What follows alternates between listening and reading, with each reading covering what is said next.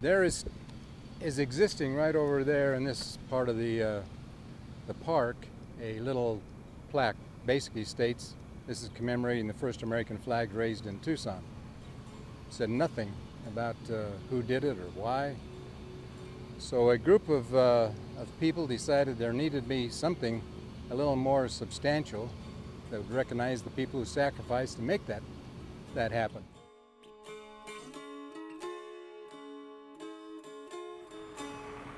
Almost 200 years ago, a company of the United States Army dubbed the Mormon Battalion entered Tucson, Arizona, but their journey started on the other side of the country. The Mormons were in Council Bluffs, Iowa, when the Mexican-American War began in 1846. They had been driven from both Missouri and Illinois over a period of years, so they were in pretty dire straits at that point. And a recruit, a captain, came into the camp asking for 500 volunteers to serve in the Army of the West under General Kearney. The battalion consisted of 4 companies, and close to 80 women and children joined the 500 recruits.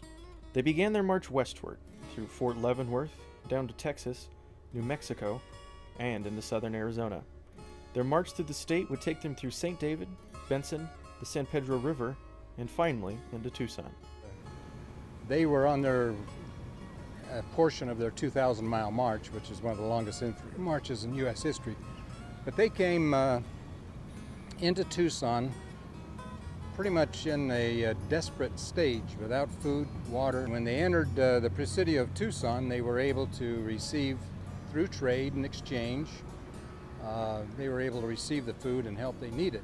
The battalion would take control of the Presidio and raise the first American flag over Tucson. It was the first Anglo-American presence in Tucson. It created that exchange that we have now with our cultures here, and established a route that linked Tucson to the rest of the United States in the future with I-10 and the Butterfield stage lines and Santa Fe Railroad. All those things used that same route that had been blazed by the Mormon Battalion.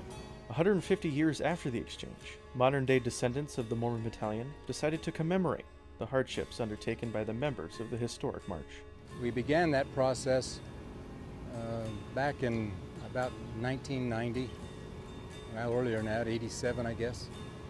And it evolved from a larger plaque to a single statue, single-person statue, to what you see now.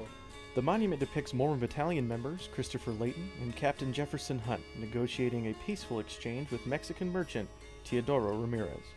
But what they accomplished in being able to commemorate the sacrifice and the hardships and the deprivations that the battalion itself had to go through, they're the ones who are important here.